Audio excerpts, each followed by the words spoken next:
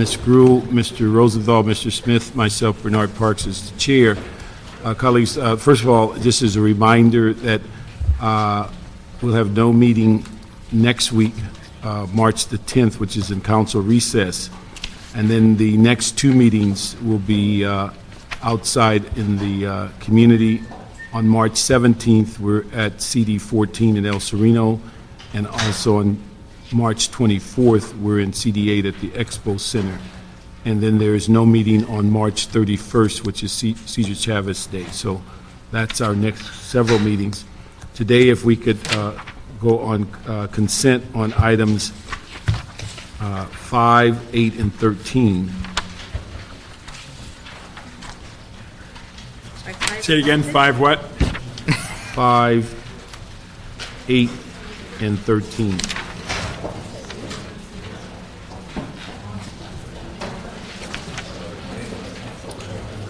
Laura?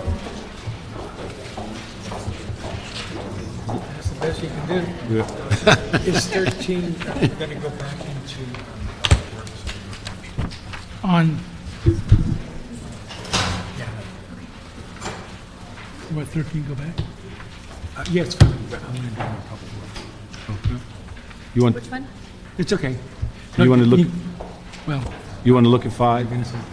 5. 13, he wants to go back to Public Works. I want a final report in Public Works on number 13. Okay, so you want to just hold? You want to concur with what Public Works did? We just have it there. Did we finish it? Because we're saying we're concurring with Public Works Committee and Public Safety. Yes, I know they were supposed to get back. If we've done it, then it's fine. Okay. All right. So we agree on 5, 8, and 13. On item 5, we want to concur with the Public Works and Personnel Committee recommendations in the CAO report dated January 8th and 10th. On item 8, we'd like to approve the Treasury report. One thing I'd like to ask prior to this coming to council, if we could ask the CLA to meet with the treasurer. I just have a concern that we're reporting these issues in Daily Journal, but the likelihood of people who are being subject to this that are in jail or their properties being taken due to arrest may not be the population that reads the Daily Journal. And so I think if we're going to continue this process, we need to look at how, ask the CLA and the treasurer to come back with us on reevaluating how do we make a public notice to where it is more locally based as opposed to business or Daily Journal based. So we're going to add that as an instruction. And then on 13, the recommendation is that we concur with Public Works and Public Safety in adopting their recommendation. Yeah. Okay? So we go in that direction. Any concerns?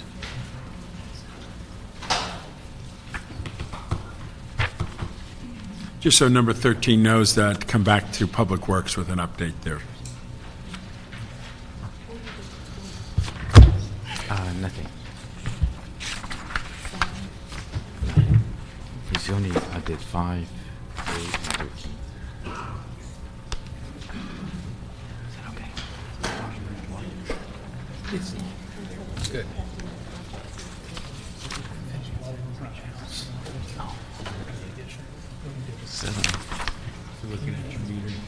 Yeah, sunny, it's good.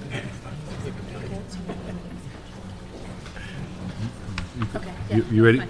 Okay, so we'll move items 5, 8, and 13 on closed session, which we'll go into now. It's items 1, 2, 3, 4, and 7. If there's specific questions about cases that are identified in outside counsel, and then we'll come back for the regular agenda.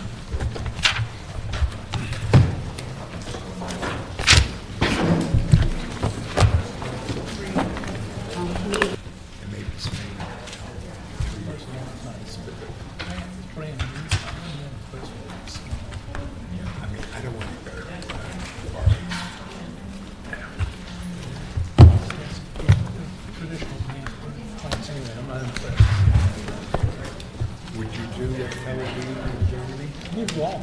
Or you do the whole trip? The whole thing. but don't you think I should probably? You, Tel Aviv is really different than anything else going on in the world. Germany, they're kind of the structural thing. Those three things. I'll go ahead and read item number 7, just for the record, and you guys can vote on it. Which is a city term report relative to outside council expenditures for the period of July through December 2007. So, I take it that's approved. Okay. Item number 6. Item number 6 is a CAO report relative to a request to execute a 5-year broker services contract with Meriwether and Williams Insurance Services Incorporated for a proposed amount of $2.6 million for continued assistance to the CAO in administering the citywide bond assistance program. This program is designed to attract and assist small, local, and minority contractors in bidding on the city's construction projects. The program, over the last contract period, has demonstrated savings for the city through the implementation of the program. Any questions? Staff? Are you the staff? No, they're coming up. I could be the staff, but they're the experts.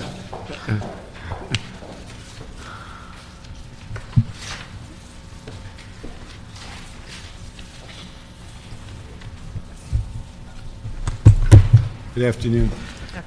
I thought if you could just answer a couple of questions, is that I remember when we approved this and it came through with great fanfare and such, do you have any sense of what the progress has been or what the accomplishment that have been, is whether during the first 3 years, how many vendors have gone through, how many contractors have been qualified, how many contractors have gotten city business? If you can give us some idea on that.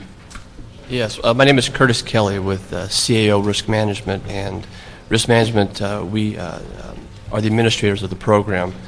Currently, there's 127 contractors that are either have been gone through the program and graduated or are in the process of the program. They have bid on $38 million in city contracts, and of those, $18 million have been awarded to the to bond assistance program graduates. And that's resulted in under $1 million in savings, cost savings. And how we calculate cost savings is You knew I was going to ask that question. yeah, exactly. How we calculate the cost savings is you take the program graduate, and if they win the project, the next low bidder, which would have been the successful bidder had that contract not been there, we take the difference. And so that results in about $965,000 to date. Go over that again. Okay. If you have the contractor who goes through the program and graduates, if they successfully win a contract with the city, we compare that to the next low bidder, because the assumption is if they hadn't got the bonding, they wouldn't be able to bid in the first place. So the difference between that is considered a savings. Okay. So it's not real money. I mean, when you say money, I mean, it's not like you can... Well, it is, because they wouldn't be able to bid on the project had they not gone through the program and got bonded. That's the whole purpose behind the contract or behind the program. And do we give them points because they went through the process in order, when they bid? No, we do not. They get no consideration that No they're a consideration. graduate? It's equal. These are all qualified contractors. They've just, due to the fact that they're either early on in the stages of their business or other reasons, they are unable to get the bonds, so we help them to get through the process, through the sureties process to be But bonded. we're saying if they win the bid as low bid, then we go to the next lowest, and whatever the difference is, we view that as we've saved that money As a cost savings, yes. because they would not have been in the process. Correct. Let me just ask also, why are we going for 5-year contract versus many of our contracts are 3 years with a 1-year option or something like that? Well, the main idea was because of the unique nature of the program. We've gone through the RFP process twice, and both times we've only received 2 respondents.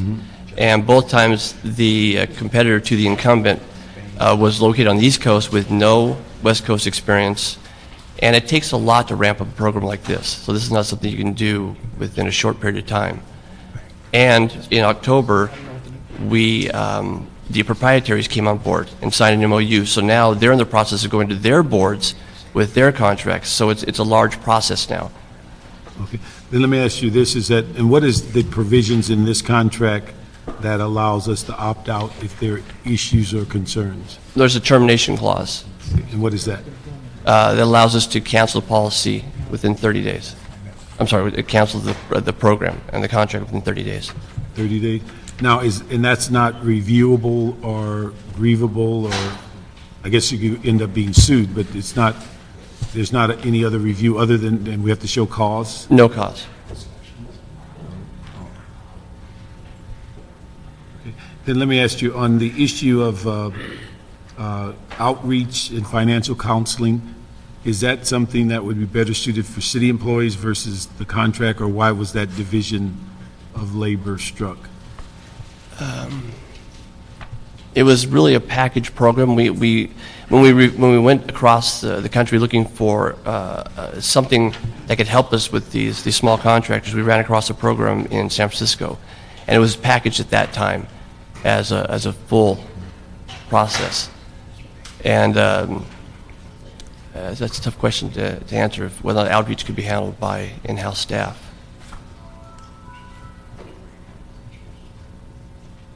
So I'm just figuring if they're on the payroll and they're managing the program, whether they're in a better position than having outside people do this particular function. Have we given that any thought? It's an ardent process. It's a tough one. I don't know the answer to that one. Okay. Let me ask you, maybe we could check on that before it comes to council. Let me ask, also, would this particular process that we've given them this contract, does it ebb and flow as to the amount of business that's available? Does our fees reduce in any fashion, or is it maintained no matter how much available work might be done? We have in the program we have both indirect costs and direct costs. The indirect costs they're pretty static and they're pretty set. The direct costs, which are actually when the contracts that go through the program are awarded contracts, that ebb and flow with contract activity and their ability to win bids. So the indirect cost, which is really the larger portion, is pretty static. Okay. But I'm saying if all of a sudden business slows down and these are basically what, city contracts? Yes. Okay. And the city is contracting less because construction or whatever these things are reduces, does their cost remain the same as to what we're paying them to do this? The cost would go down because we wouldn't be having direct costs because there So it would wouldn't go be down as many contracts. And the direct costs are what, the number of personnel they hire? No, it's the hiring of a third-party funds administrator, which is a contract between the prime contractor and the suppliers, and it's one of the number one reasons why the contracts go in default. And that would be obviously would not exist because now they would not be awarded as many contracts, and that's a big part of the costs. Okay. Do we know what the ethnic breakdown of those 127 graduates are, some idea, percentage-wise? I don't have the ethnic. I have the certification, MBE, WBE. Okay, do you have just a general idea what is, Yeah, I actually have the exact okay, numbers. what would be the percentages on the MBE and the WBE? Okay.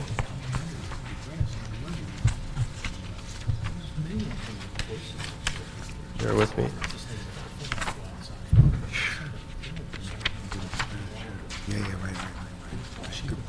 Oh, I'm sorry. I have actually the breakdown of those contractors that have successfully completed the program. And those are 35 small business enterprises, 11 minority, 5 women-owned business enterprises, and 1 disadvantaged business The enterprise. 35 were small Yes. and 11 minority? 11 minority, 5 women business, and 1 disadvantage.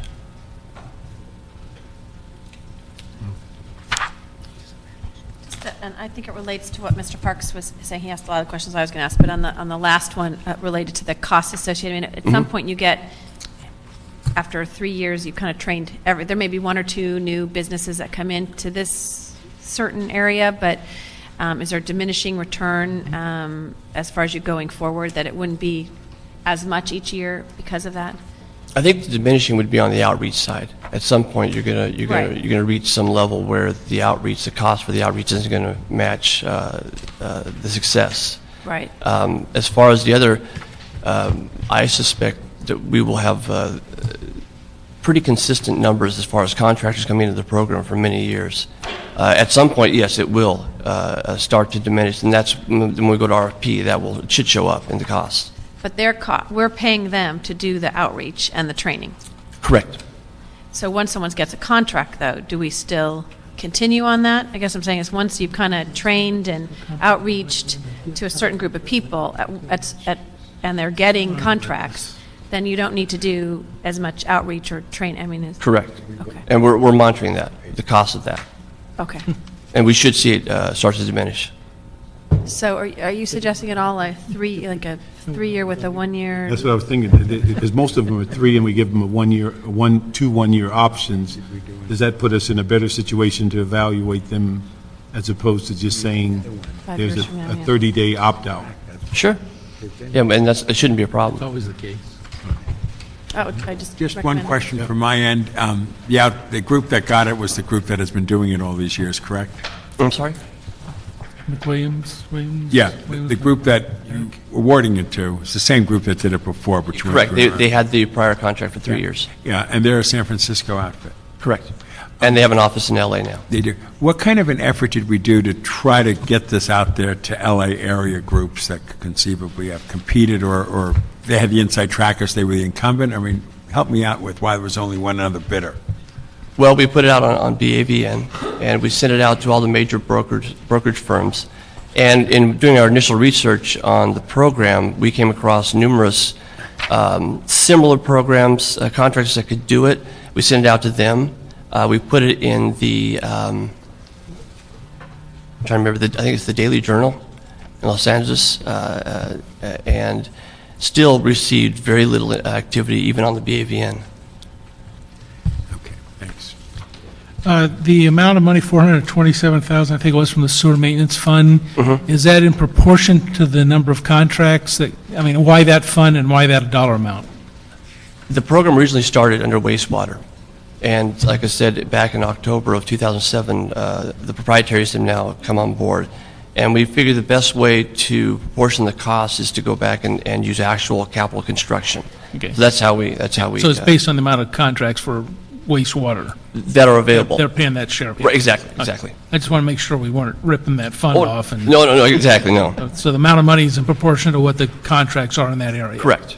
Now, the other question is, and I don't know if you've tracked this or not, but how many of those people went through this academy or what, a learning process that were already getting city contracts that may not have mattered to them?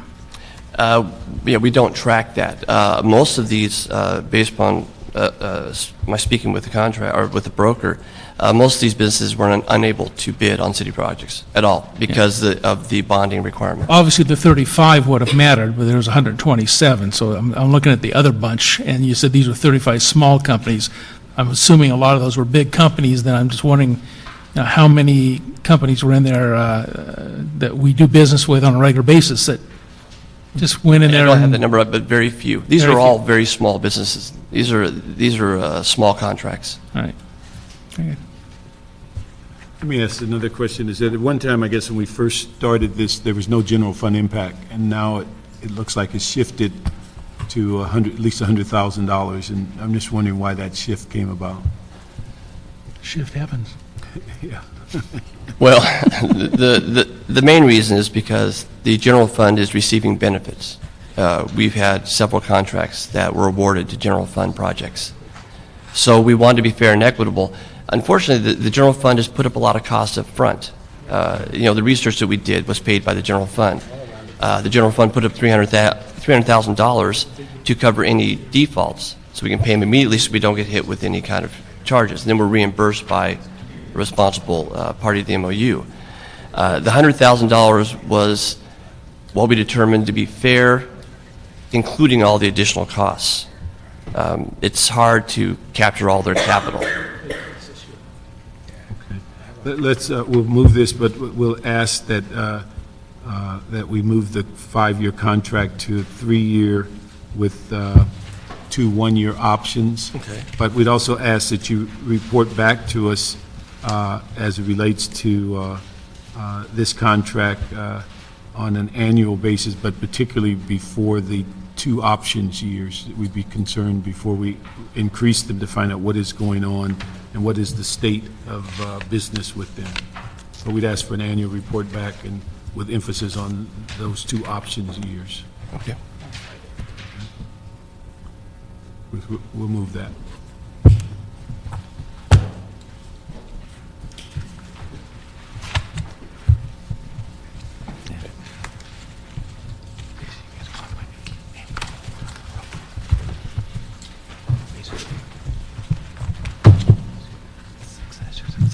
That's it.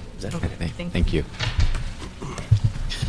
Item number 9 is the Board of Review report relative to Los Angeles Fire Department requests to write off 108 invoices totaling $172,273 for uncollectible fees for the period of from 1991-2005. The invoices represent billings for fire safety officer fees, hazardous waste inspection fees, and other inspection fees in the fire department.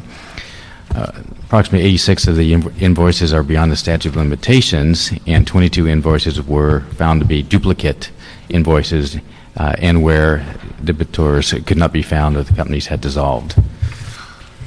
And I believe we do have representatives from the Office of Finance here to answer any questions. Okay. I just want to find out, I think we've been, this committee has asked several times about when we get to the point of waiving these costs, whether there's an outside source to take them over and do whatever collections they are. And I understand that we're in the process of RFPs, and what, could you give us a status? Very good. And whether these bills would be eligible to go to those outside resources? Yes, sir. Jeffrey Whitmore from the Office of Finance. We are in the process right now where there's kind of twofold, and just to clarify, we have 4 contracted collection agencies currently that we do use to do secondary collections. And I shouldn't say secondary after the department has attempted initial collection efforts. If it's below $3,000, then it goes directly to the collection agency. If it's above $3,000, it goes to our internal collection unit within the Office of Finance. They normally work those accounts for approximately 1 year, and then it's ultimately returned to the department, and it could be reviewed for actual write-off. We have also currently an RFQ out to determine vendors who might be eligible to purchase this debt from the City of Los Angeles in the secondary market. That is on the street, and we have a I believe that is a vendors meeting on the 12th of March, and that ultimately will close, I believe, on the 9th of April. Now, would these types of bills be eligible for that process that has the RFQ? These that are being sent forward now, yes, they would. Now, one of the things we look at, too, is that there's a 4-year statute of limitations attached to most of these accounts. With that, you take a look at what the relative value of those accounts would be. The older they are, obviously, there would not be any legal ability to collect. That doesn't mean the vendor or the city can't attempt collection, but it basically is a legal defense for anyone who we go after if it's older than 4 years. Okay. But that would be something that the outside vendor would have to contend with? Absolutely, absolutely. Now, is the process that we're thinking about, you'd have to get a city waiver for them to go into that last-ditch effort for recovery, or would that happen before the city waived? As part of the process, that would be understood. Basically, we're selling the accounts with the information available as is, and they would make a financial offer based on the available information. There could be situations where they could not pursue it because there was limited information available. But if I'm answering your question, it is what it is, basically, is what I'm trying to say. They have the available information. They can attempt to go after those beyond the 4-year statute. But if the delinquent account doesn't pay, there's really nothing they can do. Okay. But now, they, as a company, does it impair their ability to collect if it becomes public record that we have waived, in waiving, does that say that we are releasing that bill, or we're saying we're no longer interested in collection? Does That's- that harm their ability to then go back and collect? Because they'd be collecting in our name. Correct, but no, they would still have the ability to attempt to collect. So our waiver doesn't negatively impact them. No. And then on the, I think we've had this subject a couple of times before committee.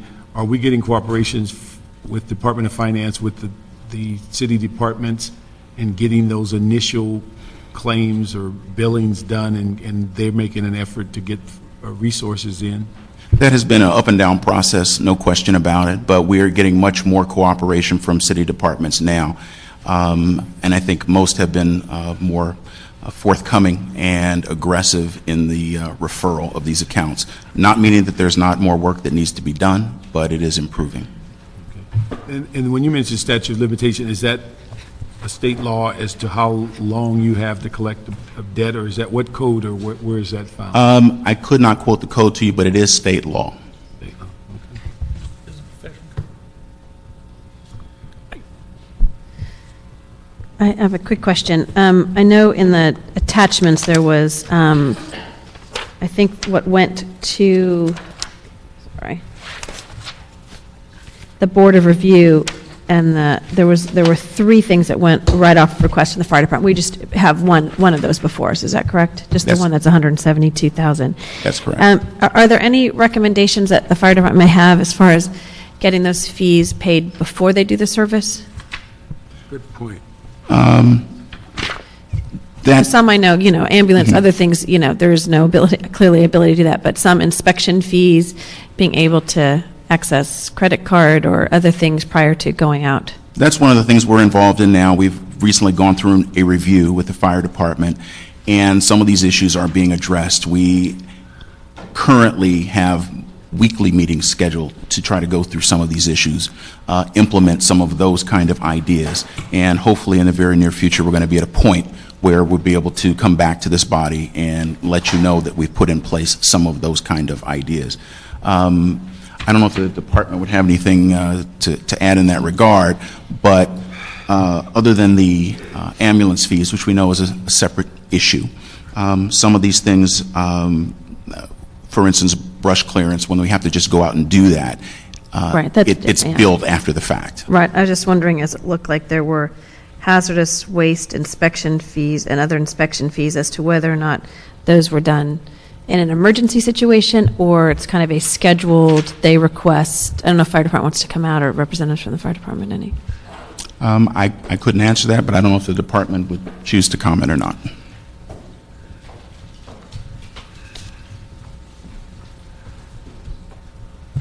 Salvador Martinez, Fire Department. Good afternoon.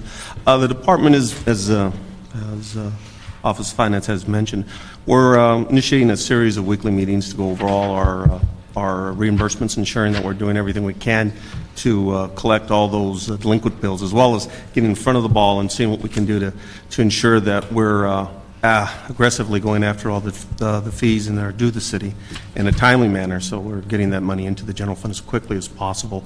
But we are looking and working with them to see what we can do to improve our current rate. And for example, in the hazardous waste inspection fees, are those done by appointment, kind of, or are those ones that are done on an emergency basis, do you know? I'd have to go back and check on that particular one, Councilwoman, but we can get back to you on that. Well, clearly then, in your weekly meetings, this is one of the issues, to see where there is you have to pay before you get the service. Correct. Okay. Couple of questions. There's an $11,000 item for El Portal Theater, and then there's another $2,700 for El Portal Theater. That's like $14K. What is that group? Got that. And they were both done in the year 2000. This is a theater on Lancashire. Yeah, I'm just curious. It hasn't run away. It was the group that was running it, wasn't it? They haven't left town. I think it was the group that was running it at the time. It's the group that was running it in the year 2000.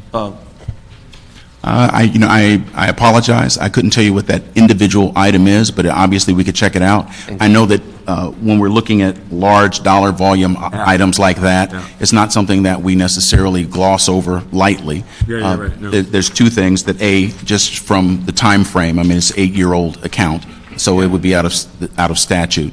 Yeah. But more importantly, with a dollar volume like that, I would feel much more comfortable double-checking and letting you know exactly what it's about. Can you get us something back to that before we go to council, so we can get an answer on it? Curious. And then also, there's a whole lot of automobile-type related stuff. What's that all about? Bunches of them. That might be where you look at, where you fill them before you go out to that location, but Bob's Auto, for particularly automatic. Yeah, that's right. I mean, I've been looking at that one a lot. And that could be anything from hazardous waste to disposal. It could be any number of things. Right, but there's interesting, a lot of these are the year 2000 on automobile stuff. And I don't know that there's any particular relevance to that. It could have been that those were the accounts that the department was working at that particular time. What about, I'm going to ask you another one, which is M.A. Mortensen. There's a block of them for $6,171.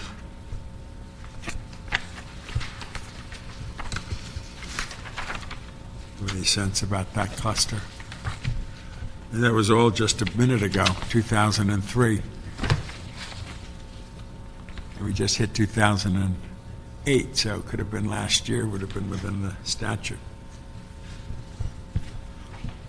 We can check into it and get back to you. Right now, we just have a summary sheet on our various like amounts, that. but not the Okay, detail. Great. And my last question is, when are we going to get this private sector group in and incent them? How long down the road from now do you think we could actually pass something like that, so we don't have to worry about this anymore? It is truly our intent to have that done later this year.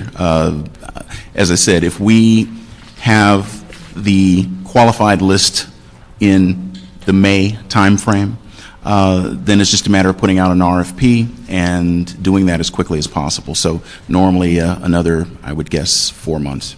Okay, because 2004 will hit that point of no return, you know. And do we know what 2006 might be at this point, or 2007? I know I see 2004, 2005 represents 31 grand. Any sense about year 6 and 7? No, I mean, I would have no idea what the department would plan on sending forward, but I would anticipate, we have been doing a lot of cleanup from prior years, so we do anticipate that number going down, simply because we're working with the departments and asking them to aggressively send those to collection. So we would expect that number would decrease in coming years. I'd like to have a report as we go through the budget crisis of trying to balance our budget. Timing is now more than ever, and maybe in the next 60 or 90 days, or 60 days max, so Mr. Bernard can find some extra bucks to help us through the budget. I most certainly can do that.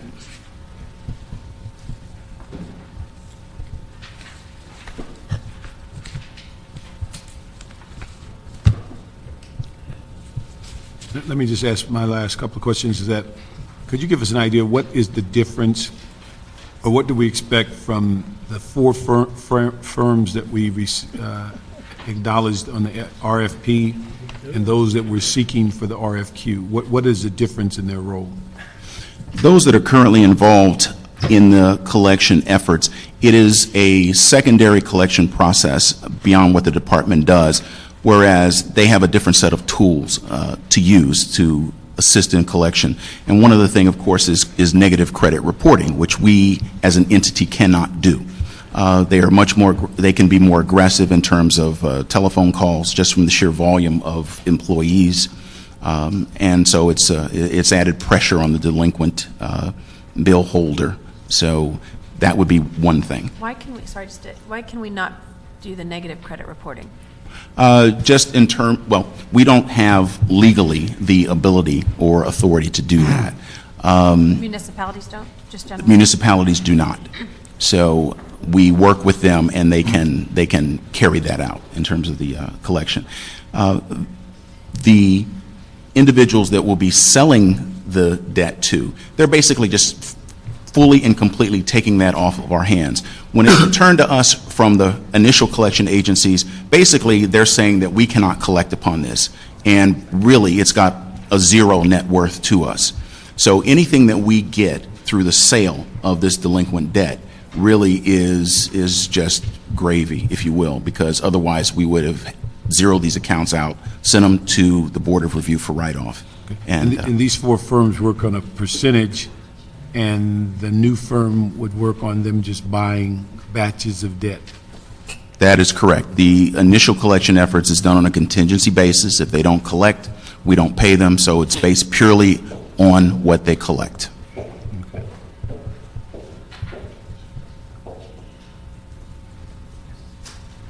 And let me ask, thank you very much. I'd just like to ask the CLA if you could work with Public Safety Committee and see if we can't get that ordinance that's been in play regarding ambulance building being eligible to be referred to collectors, so we can get that out. So that's something that, with all these processes working, we need to get that ordinance in place for those bills. One other quick question, Mr. Chair. Do departments refuse future service to those with outstanding balances for prior services provided by the city? In other words, they get on a special list where we don't deal with them anymore? We don't have that in place currently. There's been some discussion about similar type of efforts. If you have outstanding debt with another department or whatnot, can you continue to get services? Something we have discussed with the city attorney. The initial feedback I get is that we cannot, but that's something we're continuing to Could you get a better answer than that? I don't like that. I mean, if the right hand gets screwed, why should the left hand also? Understood. It's the same government, same taxpayer. So we'll get that, some response back to that when it comes to council. Anything else? Okay. All right, we'll move that item, and basically with the direction of the CLA to assist us in getting CF number 032469 out of public safety, and then also to clarify the issues Mr. Rosenthal raised regarding his last point. So we can move that There's item. other groups that I've mentioned too, the background. Okay. Why don't you hold tight? We're going, Mr. Weissman, you want to speak on this item in case he asks something that you may be able to respond to. Thank you for this opportunity, Mr. Chairman. I'm learning how to read the council files, how to find them where they are, and in doing so this morning, I saw $85 million in ambulance fees that have been waived. Now, those were for the 1990, 2000 or something like that. There years ago. They amount to about $10 million a year, and I hear several of you commenting on ambulance fees. As somebody who's had a long experience with ambulances, I was there when the EMT system started and was really very pleased to see that added to our fire department. But the ambulance fees I think you're speaking of are the emergency ambulances that come and pick up people who've been injured or who've had heart attacks or major illnesses that have to be rushed to hospitals. Now, I believe that the majority of these people will have some form of insurance, and the majority of them will have Medicare or Medi-Cal. You're dealing with the aged when we're dealing with heart attacks. Those are Medicare people almost always. If they're children, they will have Medi-Cal almost certainly. If they are between the two extremes of age, they will they will frequently have some form of insurance. So I'm afraid that we have not been diligent, just on the surface of it now, commenting on it without great knowledge of your processes. But I believe that you have to look at the people who are doing these collections and finding out how diligent and how quick they are. The majority of these $85 million in that 10-year period were less than $1,000. Well, in today's market, it's going to be more than $1,000 for an ambulance run. And this is very important money, which I think is collectible, and I certainly urge greater diligence from this point forward. And anything that my experience can do to help you do that is at your disposal. Thank you. Thank you. I just want to, it's been one of my pet peeves. I went on an ambulance run because right now the way they do it is in triplicate, believe it Yep. or not, when they sign it. But I know that in talking to the fire department, and correct me if I'm wrong, we don't get fully reimbursed by the state for all of the costs. There's only a percentage of it, and so that's part of our problem. But I That's think Medi-Cal, and that is also Medicare, because all of our funding for all of our health care in the county of Los Angeles comes through the state, as of course you know. But I know we're working on getting handhelds that are going to help us hopefully have all the right information and be not only better for our billing, but also better for the individual who is a victim when they're going to the hospital to have all that information. So I'm looking forward to that coming forward. As we are. And if I may, work with the hospital, because the hospital has to go through the same process as a longer period of time than the ambulance drivers do. Those EMTs and paramedics have to often scoop and run. Thank you again. Okay, thank you. Okay, thank you very much. We'll move that item. Okay, item number 10 is an Office of Finance report relative to tax incentives for businesses that repay a portion of their employees' student loans.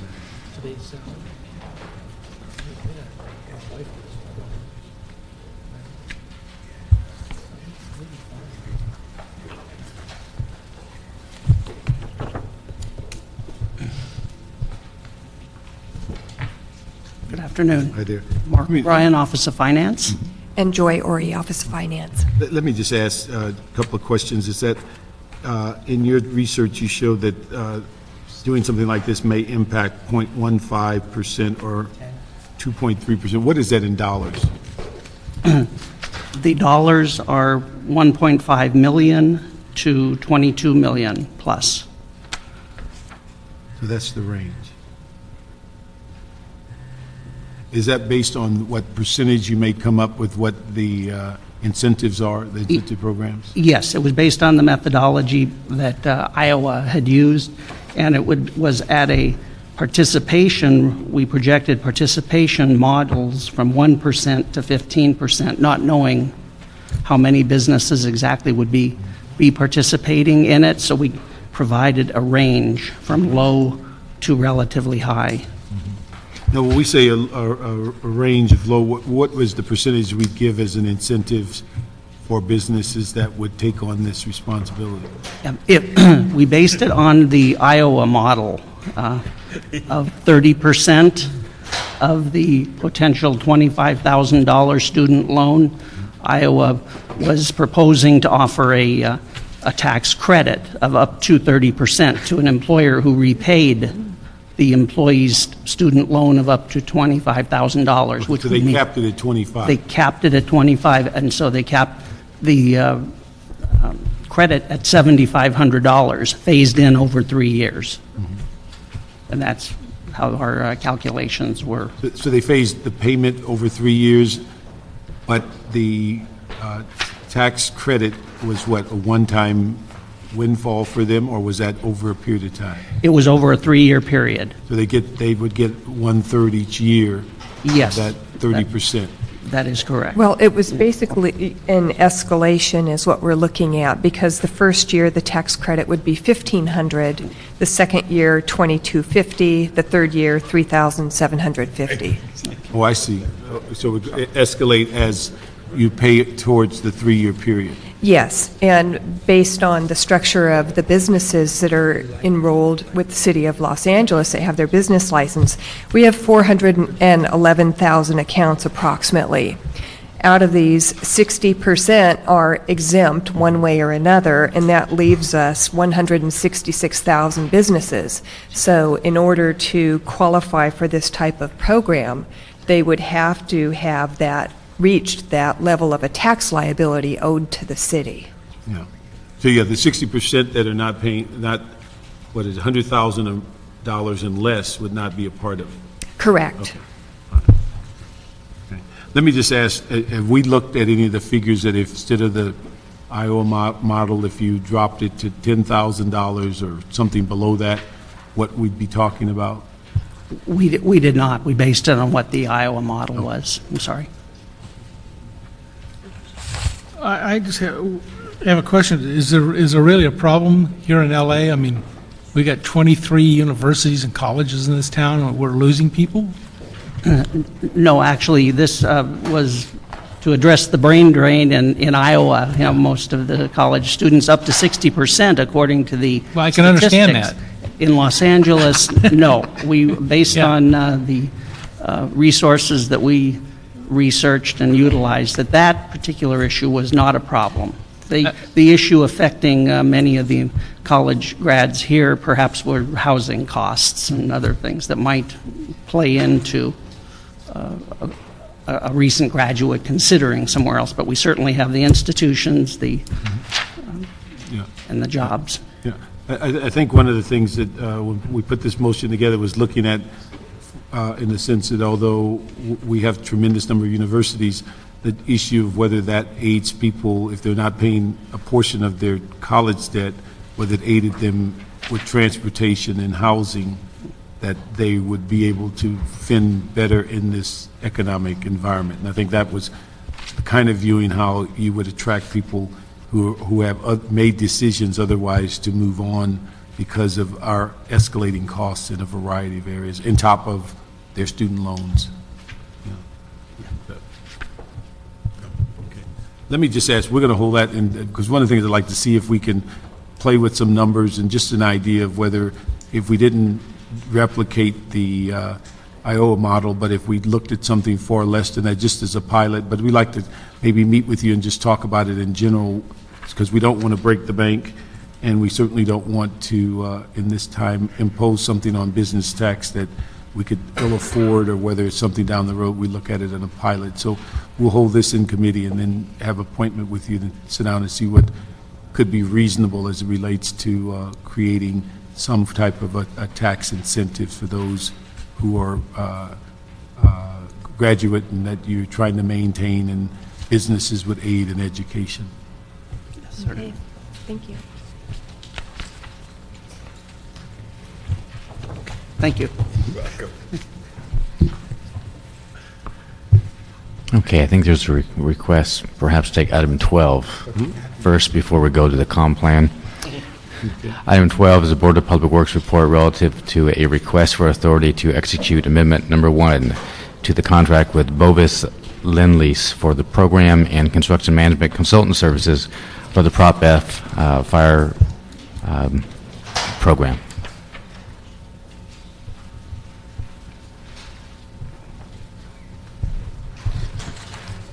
Hi, good afternoon. What we have before you is my name is Alan Kawaguchi. I'm with the Bureau of Engineering. I'm the program manager for the Proposition F Fire Paramedic Facilities Program. What we have is a contract amendment for the Bovis Lend-Lease, who provides our project management, construction management support to our city team for the projects, for the 20 fire stations that we're building under Proposition F. Just a little bit of background. The contract was originally awarded in February of 2002 for a cost of $13,300,000. It's currently set to expire in October of 2008.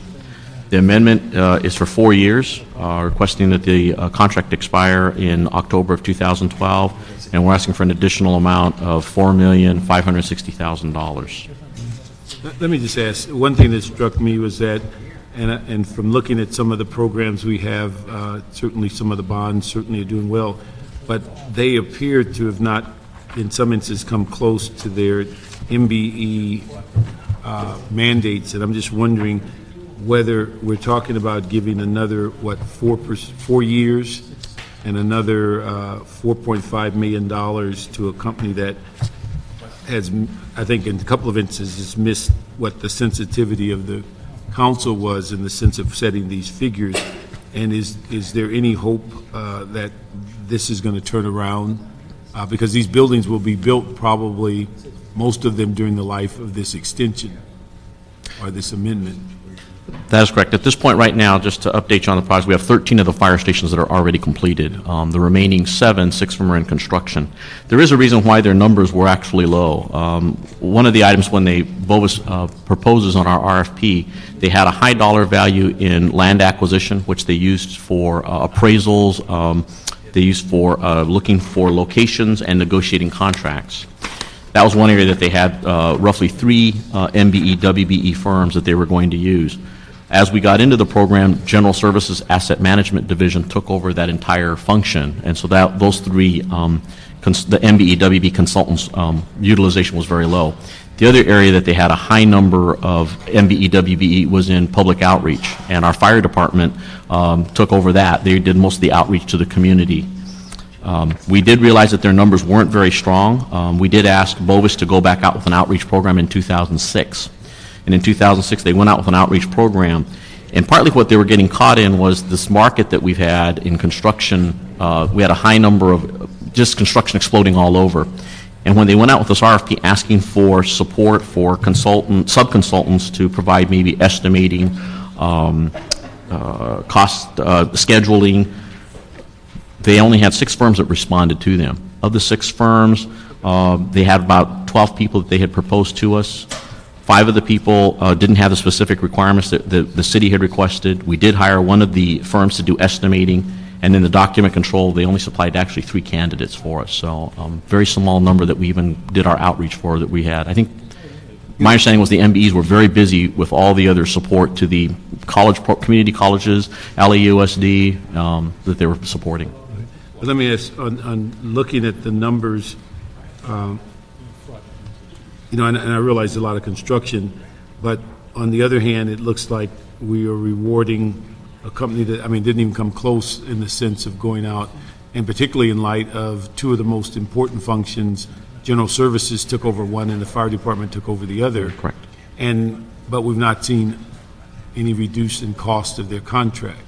So the city has absorbed at least 2 portions of what they were going to do, yet their price continues at a flat rate, and then their performance as it relates to MBEs is not even a third of what they had proposed. Supposed to do. I understand that. I think the reason why their numbers were actually going out a little further was, again, because of subcontractors. I know the construction schedules were extending further out, well beyond what we were expecting. We were expecting fire stations to be constructed within anywhere from 14 to 16 months, and those are going out to around 22 months for our standard station. Our regional stations are going out to roughly anywhere 24 to 30 months for our regional. So I think that's where a lot of the other funds from the Bovis contract was eaten up in terms of just staying in construction longer than we had anticipated. But do we have any expectation that it's going to get better over the next? We don't think it's going to get too much better because we are winding down to the very end program. A lot of the items that are left that we have them for are what we call specialty items.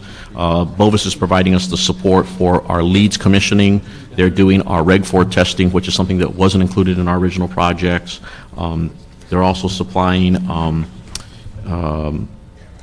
our web-based control, which is something that, again, because all our fire stations were spread out, we had to hire an outside company to have an outside web service that we look at. Okay. So, currently, is this company the one that we've given some 1-year extensions? the existing contract we have right now was a 5-year and a 1+1, and so we were looking to go with 4. It takes us to the end of our program. Yeah. So but the issue, so that was part of the original contract, 5+1+1, so they've completed 7 years. Correct, they have. Yeah, in 2008 they would have completed 7 years. Okay. But when we put these figures in here, we thought it was significant enough that they comply with them. Is there any alternatives, or do we just keep going down this path for the next 4 years and $4.5 million, and at the end say they met minimal goals as it relates to MBEs and others? First of all, I think the $4.5 million is a ceiling number. Again, we assign work to Bovis based on task-oriented, task-related items, and we give them written notice to proceed. So, if we spend the entire $4.5 million, there's a chance that the MBE numbers may go up. But right now, what we're looking at is that the remaining items, we costed it based on what their current activities are. And again, as we are seeing the last 7 fire stations, their activity is decreasing down significantly. So the items that were kept on board are more, like I said, specialty items. And what is the acronym OBE? It's Other Business Enterprise, and it's something that is just non-MBE or non-WBE. So there's no ethnicity or gender base Not that I know of. on others? Okay. I'm just not comfortable that a company that's particularly I would think one of their primary objectives in managing these projects was to have these kinds of local, I'm assuming local people reflected in these contracts, and I would assume they got some fairly high ratings to get this contract when they were talking initially about 18% and these numbers, but to basically perform so poorly, and then for 7 years, and then we say, okay, we're down to the last 4, which is more difficult to get the numbers in the last 4 if we haven't achieved them in the first 7. It just seems like we've ignored what one of their primary responsibilities was. Again, I don't know what to say. I think that, again, they were just caught in a time where, again, 2 of their, or actually roughly a total of 6 of their MBE, WBEs were taken out for other items. Thus were their big percentages that they were going to get. The Bureau of Engineering is also They didn't cut back on their cost when that occurred, though. The costs were being cut back, and so I think at that time they were projecting that they would come within their dollar values. But again, as the contract started to extend out, that caused it kept adding costs to it. We tried to get project managers in or construction managers in to help us out in the field, but again, because of the construction industry, there wasn't any available MBE, WBEs. Most of the firms came back and said they just don't have anyone available to provide to the city at this time. Part of the other thing, again, is the city, or Bureau of Engineering was partly to blame on it, the fact that because the program was rolling so fast and it was taking such a long time to find people, they were advertising, they were bringing people in to interview us. Because our construction was moving forward, we started telling them or designating to them that they need to bring people on very quickly. And so I think they just went to outside firms other than MBE, WBs. They went to, whatever firms they can find qualified people to support the program. What is our options in the sense if, other than this 4-year contract, do we have the ability to just extend for another year? A year would be short for us. I mean, because again, I'd like to go at least 2 years and then go 1 and 1. That would be acceptable, at least to me. This is Ramon Soto. Ramon Soto with the CAO. My understanding is that this contract came before the Board of Public Works, so the council only has the ability to reject it or adopt it. So if you're uncomfortable with it and reject it, then it would have to go back to the Board of Public Works for a revision. And when does this contract expire? The contract is set to expire in October of 2008. However, what we're pushing against right now is the expenditure costs. We will probably exhaust the dollar value in our contracts by the end of March. You have any questions? No. Okay. Because one of the things for my concerns is that rather than move this forward, I would like to see, I know Public Works has approved it, but without any real sense that they're going to force some compliance with what the original contract was, particularly when we rewarded them because of these numbers. It doesn't appear that in our interest to give them another 4 years and say, just keep plugging along as you are. And so do we know from Public Works, do they have any game plan of how they're going to get these figures up to what the original contract? At the same time, we explained to them, the board did have the same questions that you had. We explained to them about why these certain items were knocked out. We explained to them also that they did add another outreach, that the response back from the sub-consultants, MBE, WBs, was not a very strong note, that their numbers were down. It was out of their control at that point. See, I think one of the dilemmas having been in the city for a while is that when we say that they weren't very strong, you then have to go back and find out where did they go out to look, because historically that's been the answer of why minorities and females have not gotten the opportunities. We can't find them, except in many of our districts, the number one thing people ask us about is jobs and opportunities and how do you get involved in the city process. And so if they're saying they can't find them, then the next question is where are you looking, how much effort is going into it. Do we know what the 2 pieces of the contract that were peeled off by General Services and by the fire department, what their percentages were? I don't have the exact dollar figures of what it was. I just know that the real estate was a large portion of it. It was in the range of $2 to $3 million in terms of, again, for them to do the appraisal work and to do the land searching. But again, fire department even picked up the land searching because they wanted to site the fire station.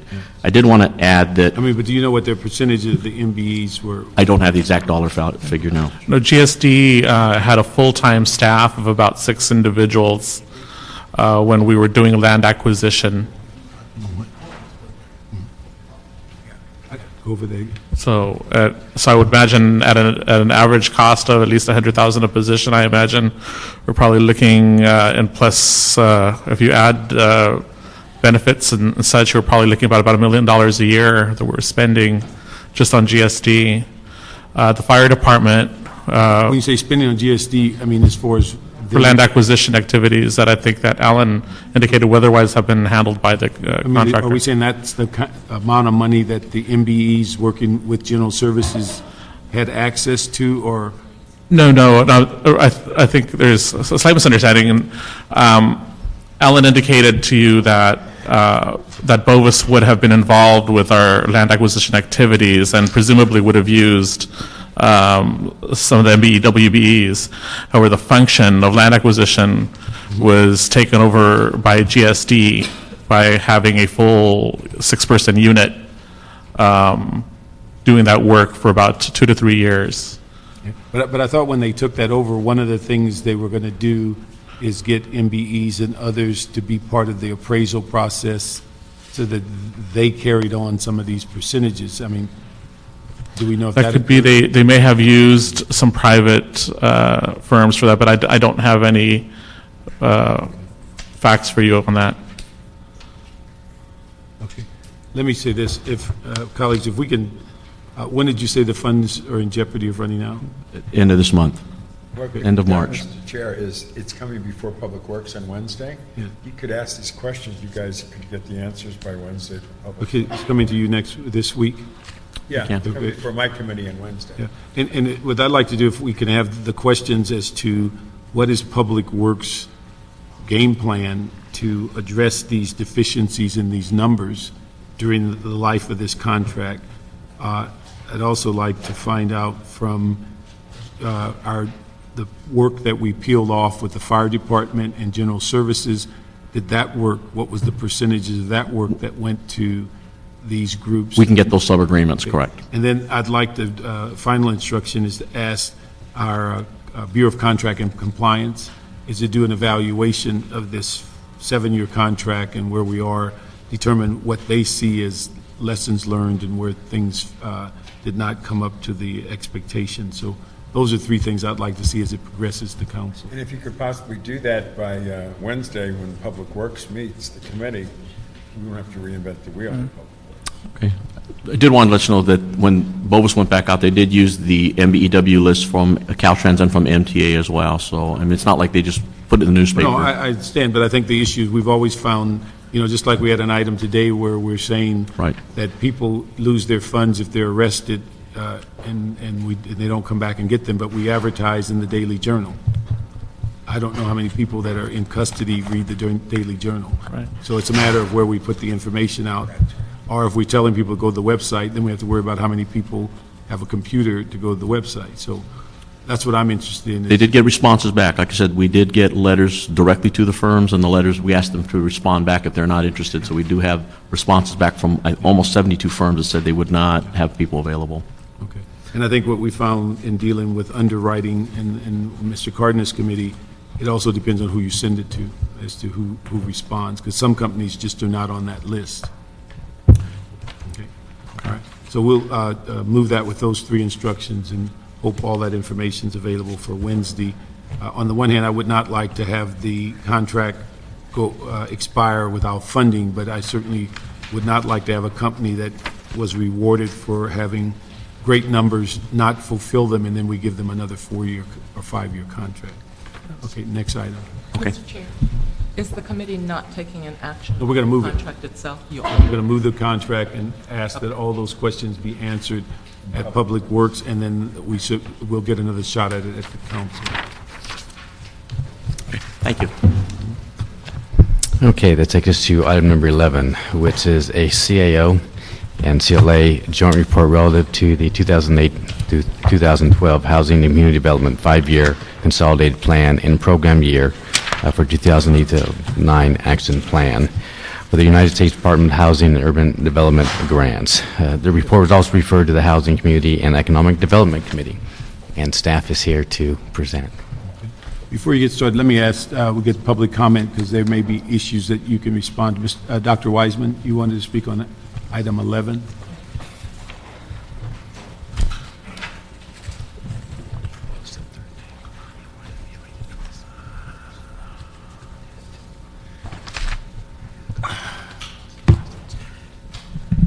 Daniel Wiseman. I'm going to speak as an individual now, but what I've handed to you already, if you'd be so kind as to pick them up and take a look at them, are 2 documents. The first is a proposed community impact statement, which I'm about to send to several neighborhood councils, and it's related to the community plans. I'm going to speak on that at public comment instead of at this time, because I'd like to address your attention to the other document, the one in red, discussing Volunteer Center of Los Angeles. As a former member of the Van Nuys Neighborhood Council, 3 of us, and myself, 4 of us altogether, have been very active in the Van Nuys Community Court. I know because we've been communicating with both of our council members, both Mr. Cardenas and with Ms. Gruel, to try to get greater support for this program.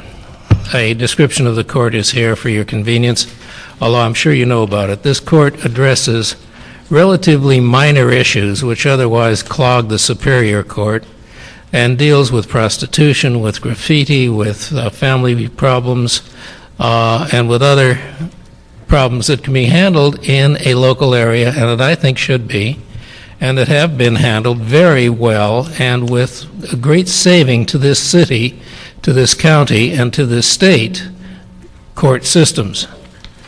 The community court is a coalition that includes the community advisory panel, which is essentially a group of people from Van Nuys Neighborhood Council that I mentioned.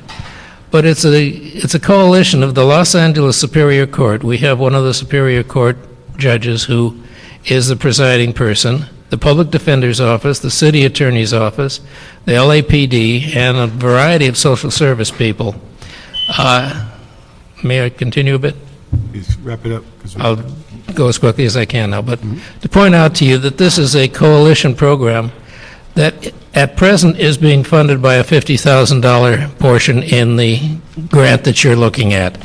The grant that you're looking at is $153 million. $50,000 is very small. But this is an issue that I think you need to address, that the whole council needs to address. I'd like it to begin with the Business and Finance Committee, that this is an activity that needs permanent funding by the people responsible for it. Not by our federal government, but by our local government. And I would hope that you will find means to raise this $50,000, which is barely enough to get this thing started, to 100 to 150 or even more, by using, or at least earmarking, the interest that is going to be received on this loan, which would be in the order of $4.5 to $9 million. I don't know exactly how much interest it earns. But some way to make permanent funding for this very worthy program, which I think should be peripheralized into many communities throughout the city. Thank you for giving me the added time. Okay, thank you.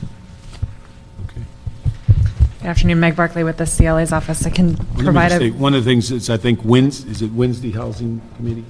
Yeah. Wednesday, the Housing Committee will be taking this report up. Yes. So it'll be, if you have the time, I think, more It's for both appropriate to committees, talk I with understand that's... them as it relates to them juggling the priorities within the report. What we have done in the past is our primary interest has been the impact on the general fund, more so than getting into going through and massaging the report itself. So no golf on Wednesday, I guess. Thank you.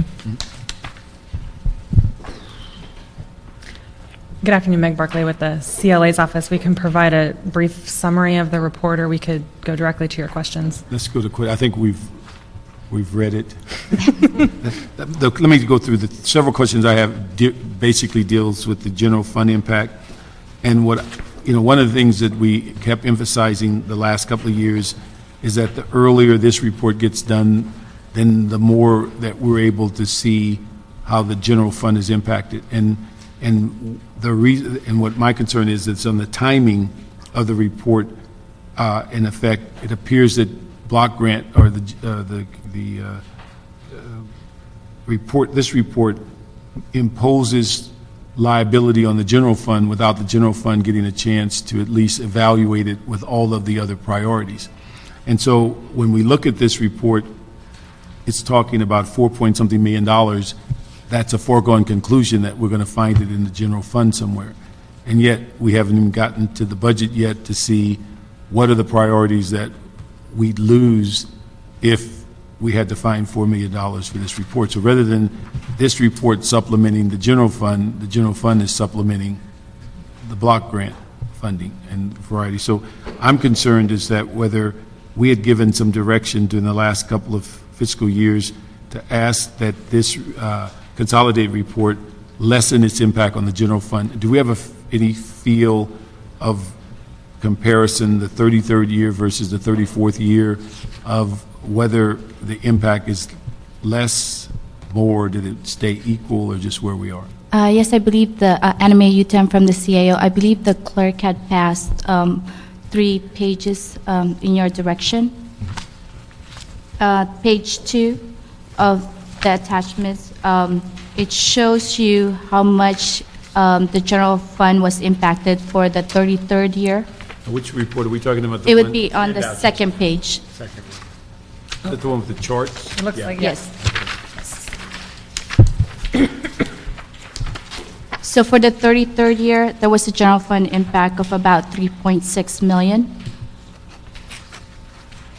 And if you look on the third page of that, you will see in terms of how much the related cost was recovered for fiscal year 05-06, 06-07, and currently for 07-08.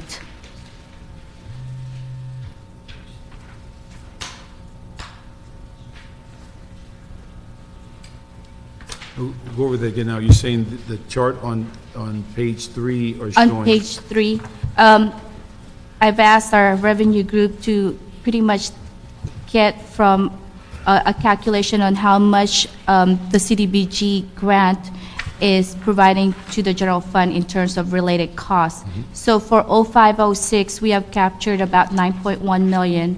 For 06-07, it would be $6.9 million. And to date for 07-08, it's about $5.8 million. Now, the budget for the 08 fiscal year is about $7.3 million that we were supposed to capture for the general fund from the CDBG grant. This has been revised to 9.9. Now, it has been an effort both from the mayor's office as well as our office to try to reimburse the general fund as much as possible from the comp plan. Okay, so we're saying so I understand the charts on page 3 are telling us how much block grant money has been inserted into departments as it relates to services they're providing.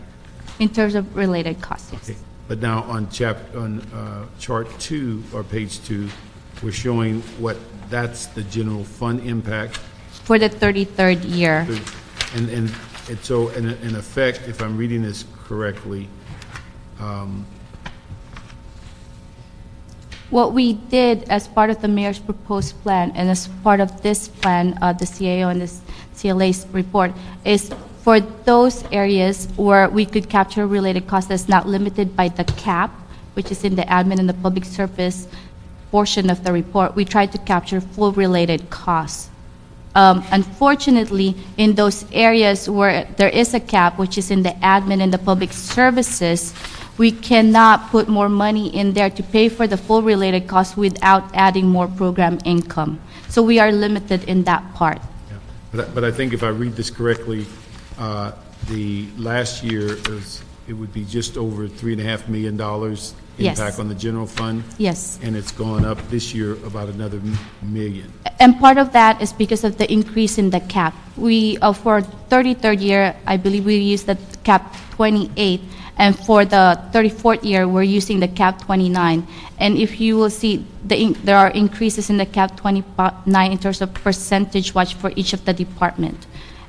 Okay, when you say, give me an idea, what do you mean by 28 versus 29? I guess, for example, a CDD would be, I believe, if CDD could come in here, but with regards to cap 28 and cap 29, I know they increased by about 15% or so.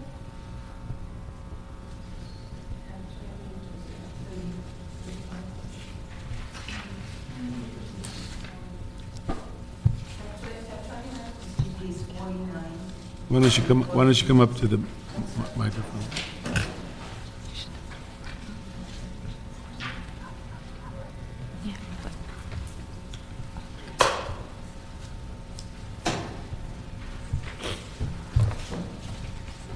Sorry, Bro Taylor from the CEO's office.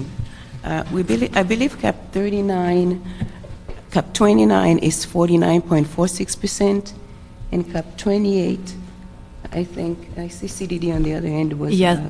Hi, Laura Ito from CDD. It was 48.66%. That's the administrative overhead when we talk about the cap.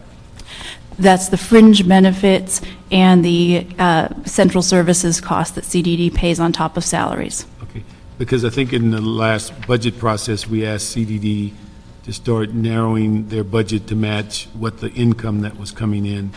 And I thought we were moving in that direction, but if we're dealing with a million above, it looks like we've not made the progress that we'd hoped over the last year.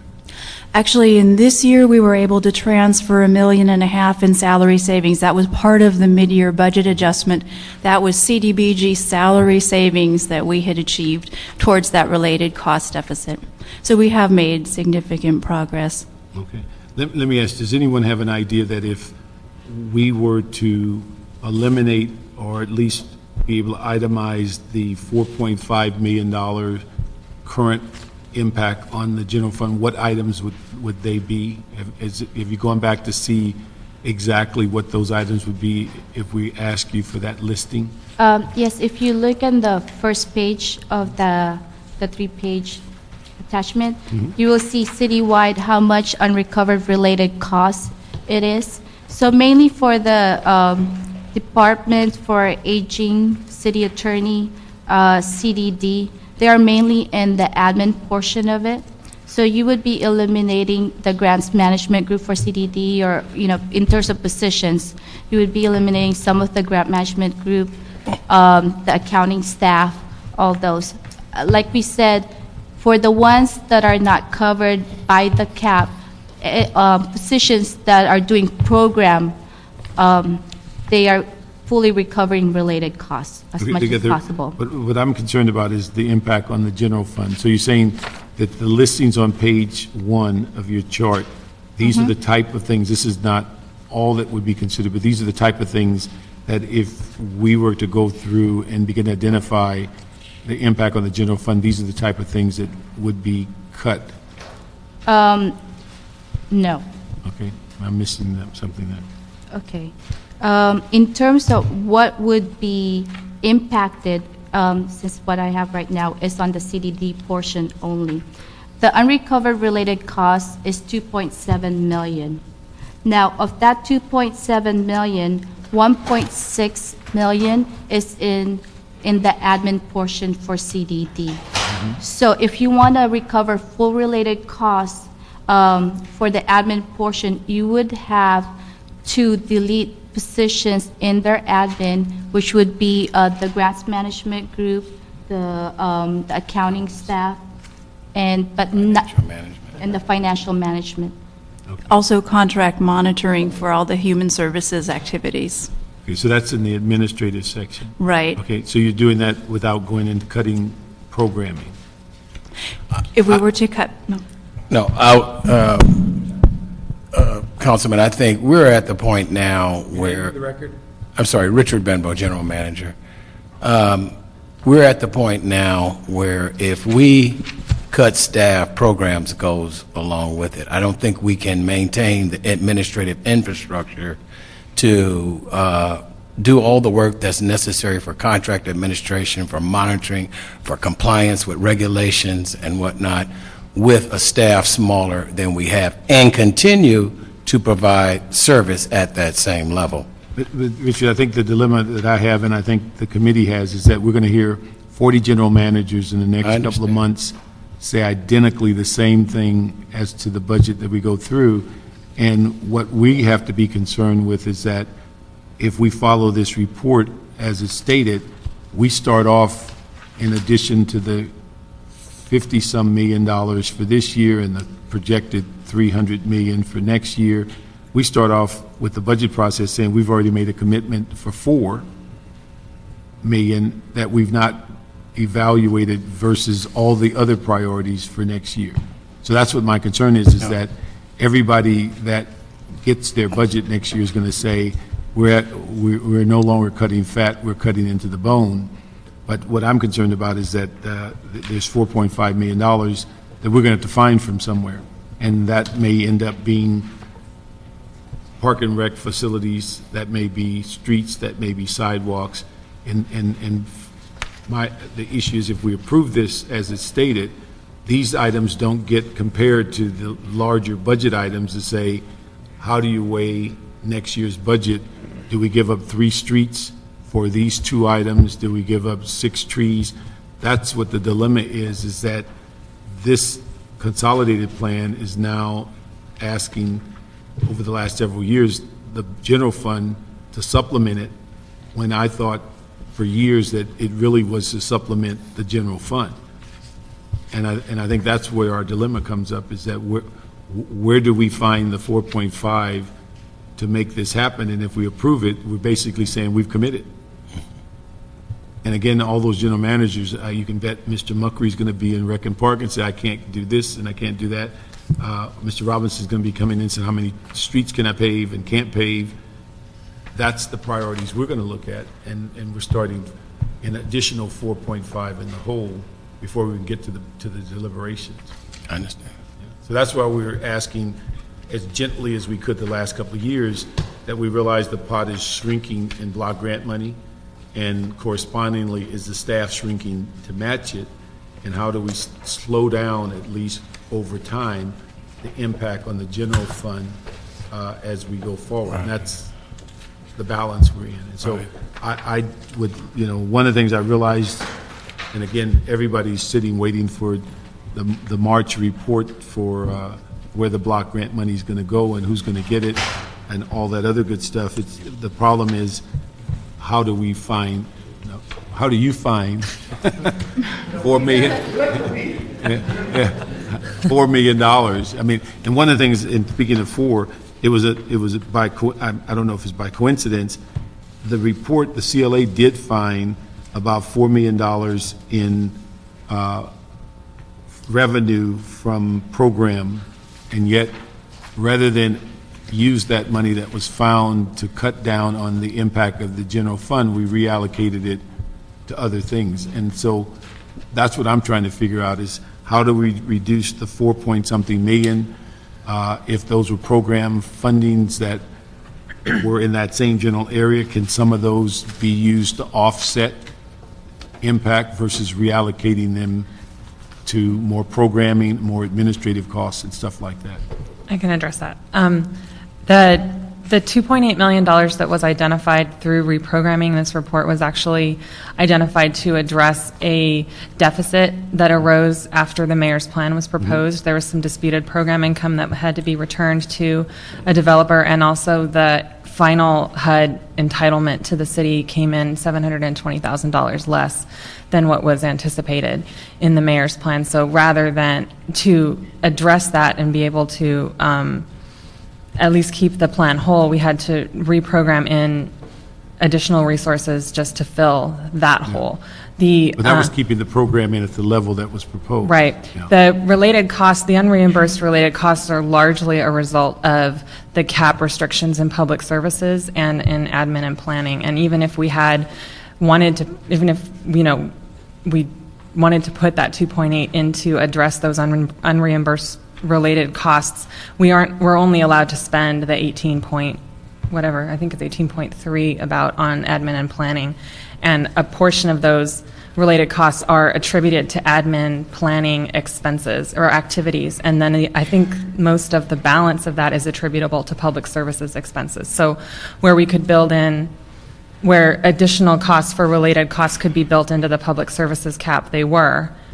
However, we can't spend more than what is budgeted or what is allowed by HUD under public services and related costs, or and admin planning, excuse me. Let me ask, in dealing with this particular report, and again, we're running short of time because they're looking for this for Wednesday, is there any other areas that we have identified that we can address as it relates to reducing the impact on the general fund? Well, the general fund impact is based on programs and departments as they currently stand.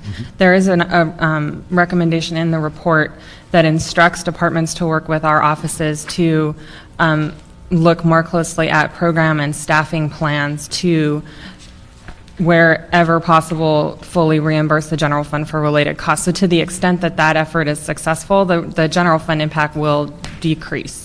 It's just that we haven't done that yet with, we were able to make some progress on the housing department side, but we haven't done that yet with CDD. So to the extent that we're able to have success in that effort, the general fund impact will go down. Okay. And then let me ask you, last year, we kind of, I don't know if it was a double flip or a triple flip, we moved money in order to get the CBDOs done. Now, we're recommending something similar this year. Or are we sure that the CRA money is going to be eligible, which then we move into that area? If it's not eligible, then I think last year we had a delay in getting some of the CBDO contracts done because we found ineligibility, or I guess at minimum it was a cash flow problem because it wasn't as eligible as quickly. But are we in the same boat with what we're recommending this year? The CBDO issue has largely been resolved. We're not really worried about that going into the 34th program year. However, there was a proposal to request the Community Redevelopment Agency to fund approximately $4 million of homeless costs. 2.4 roughly of that was included in the public services cap last year. The agency has made a proposal to use tax increment dollars for this. Last year it was general revenue funding, which is a little more flexible than tax increment. At this time, the agency hasn't been able to confirm that all of the costs associated with those homeless programs are eligible for their funding. That's the proposal that's going before their board on Thursday. So we're not exactly sure yet what the final outcome of that will be. They have indicated that they are working to make sure that they can provide the full extent of the funding requested, but at this point we're not really sure that it's going to match all the costs to the programs. I have, since we're kind of just focusing on the general fund impact, I'm not going to go on the other items. I can if we go to the committee, but I know we're late. We're supposed to have submitted this February 15th, I think. Yes. And what is HUD? I used to be at HUD. They never liked that. What's the response to them of our delay in submitting this?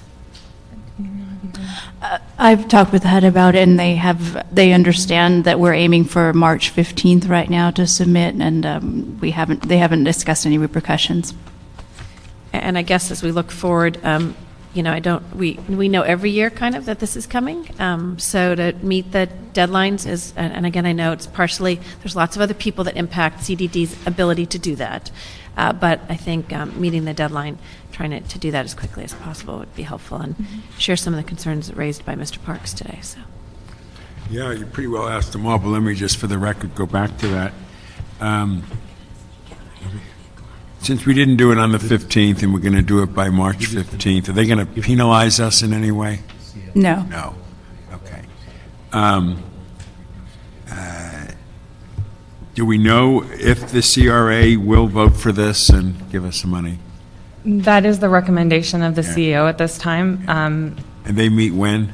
Thursday. Mm-hmm. So we'll know more after Thursday. Yes. Okay. Will the homeless programs outside of the CRA project areas be eligible to receive portions of the $4 million?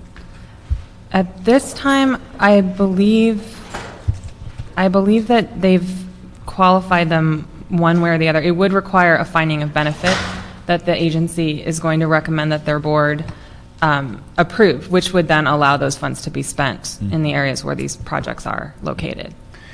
Over the last few years, we've been getting cutbacks from HUD, right? Yes. Is there any chance that we can look forward to change in policy out of Washington over a period of time going forward, especially if there's a change of the guard? I mean, this is substantial issues. We are looking forward to perhaps an opportunity in coming years, if there is a change in guard, that the funding will increase. Yeah, has our congressional delegation showed any leadership with us on this issue? I'm sure that folks have talked about it, but none of that has involved us at this point. We're simply speculating that there will be brighter days ahead. Because I would like very much to play a role in that. I think the federal government's been totally irresponsible in the last few years on these HUD grants to communities, especially to us out here, and I think our congressional delegation can do more. Yeah. I think if there is a change of guard, that those conversations will heat up, and certainly we would welcome any assistance we can get. Please keep us in the loop on that, because as we see things change, we would like to be more active and aggressive. I'm going back to Washington in April with the Chamber. Is there anything I can do back there this April? Well, I certainly will talk to you before you go and suggest some things that might be helpful. Very good, very good. Thank you for that. Thank you. And I think also there's a need, the March the 7th through about the 11th or 12th is National League of Cities Day on Congress. That may be an opportunity to have whatever materials needed to talk to some of the great congressional leaders about some of our issues. We'll do that. Be very helpful. Councilman, can I just say one thing before we're done here? We certainly welcome every opportunity to work with the CAO's office and others in helping us to address the impact that our budget has on the general fund. Unfortunately, the analysis that occurred with the housing department, we did not have a chance to have that same kind of analysis before we got here. Their problem was simply solved by moving $1.4 million of the block grant from our budget to their budget. I'm not sure it's going to be as easy to fix ours. So we'll do our best, and we welcome the opportunity to sit down with CAO, CLA, and others who might be helpful in getting us at a resolution. Okay. All right, let me just ask one other card. Wayne, is it, how do you pronounce it, Tustin? Okay. Come on up. Are you on item 11? Yeah, my name is Wayne Suda. I work for Environmental Affairs Department, and I'm the chair of the Brownfields Resource Team. And the resource team and the general managers of the Environmental Affairs Department, CRA, CDD, and the Mayor's Office of Energy and Environment have forwarded to you a report regarding the current proposal. And it contains a budget cut for the Brownfields program of 57%, going from $925,000 this year to $400,000. And the team is recommending reconsideration of that. They would like to see an additional $150,000 added to bring the total operating budget for the Brownfields program for next year to $550,000, which represents a 41% cut back from last year. As you know, things are tight. We have a full work plan that would cover about $500,000 of that money, and then an additional 10% for contingencies, which include emergencies that we've been involved with in the past. So I'm just here to transmit the report to you and ask for your reconsideration on that. Let me ask you this, is that if we can ask you the same as if you go to the Wednesday meeting with housing, I think they are in a better position to start going through line by line. As you see from our questions, our primary interest is the impact on the general fund, which our recommendations will reflect that. But I think in getting into a line by line discussion, I think housing is with all of the resources there would be more appropriate. We intend to. Okay, thank you. Thank you. Let me just ask that this item will be going to Housing Economic Development Committee for Wednesday, but that we move the CAO and CLA report for the 34th consolidated program year, and that the recommendations of a couple of amendments, basically, and we'll give you the wording on these that the CLA's put together, that we in addition to the recommended department review and adjustments to address reduced CBDG funding, we instruct the CLA and CAO to report to council with recommendations for any structural changes at housing, LAHD, or CDD that would create ongoing cost savings and efficiencies, to provide this report in time for the council's deliberations for fiscal year 08-09 budget. And recommendation 2 on amendment would be relative to the proposed agency funding for city homeless assistance programs. A, instruct the agency report relative to the amount of program costs that will be ineligible for agency funds. And B, should the city homeless program costs be determined to be ineligible for proposed CRA funds, request the mayor to identify funds to ensure that these programs continue uninterrupted, in as much as it was the mayor's proposal to use CRA funds for this purpose. I also like to add for the committee item 3 that we'd ask the CAO, the CLA, the mayor's office to work together and to continue looking for ways to reduce the current impact on the general fund as reported in this document. If I may, sir, I would like to make a technical correction. The fiscal impact is actually $4 million on the general fund. For me, okay. Yes, So $4 million. It would be $3.8 million for related costs. That's unreimbursed. So we'll add those 3 amendments and move the CAO, CLA's report. Okay. Thank you. Thank you. Thank you. Okay. That it? Yes, that is. Okay. Before we close, we have one public comment card. Dr. Wiseman.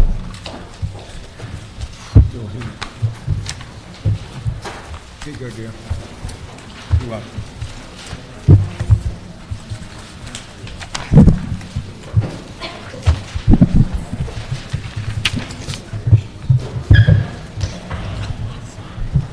It is true that I don't look or act like Jim McQuiston. What's that now? He's thinking of you, though. I've spoken to him today. Anyway, the public comment here is, thank you, sir, a proposed community impact statement, which I'm about to bring to several neighborhood councils. It also involves issues that were on this former item on the large government grant, but as I see it, we're sort of taking things in pieces. We have been hoping to see an increase, a renovation of all of the community plans across the city. Some areas have them, some don't. We're supposed to have 35 altogether. There is a motion, which I believe is sent to this committee and hasn't arrived yet, maybe, to revise those within 8 to 10 years. Well, we don't need them in 8 to 10 years. We need them now. And I will refer to you this material in front of you for your reading, for your consideration, and with an earnest hope that you can do some things to help speed the process. The reason I'm bringing it to Budget and Finance is that the Housing Department says it's going to cost them money. Well, it's apparently going to cost them money within their own budget, but even so, that will attract your attention, I know. These community impacts, these community plans are essential for us to maintain and preserve the characters of our neighborhoods, all of them. There is not a part of this city, and I know most parts of this city reasonably well, that doesn't have its own characteristics that are being very greatly altered by large construction, and we need to allow for the large construction, to allow for the 4 million people we now have here or more, and the more that are coming, but still retain the good quality of life that people who are here have. Thank you so much for hearing me. Let me just comment for clarity. I think we had a report come through this committee when we approved the policy for the 10-year review, it wasn't necessarily waiting for 10 years to get these done. There's a large number of community plans in process now. And then what our policy is that these plans, upon being updated, that they go through a cycle of a 10-year process to stay updated. Well, I would hope to see them updated as rapidly as possible. Van Nuys, where I live, is not scheduled for its revision until 2017 or something. That won't do. We need it now, and every neighborhood needs it now. Thank you for your consideration.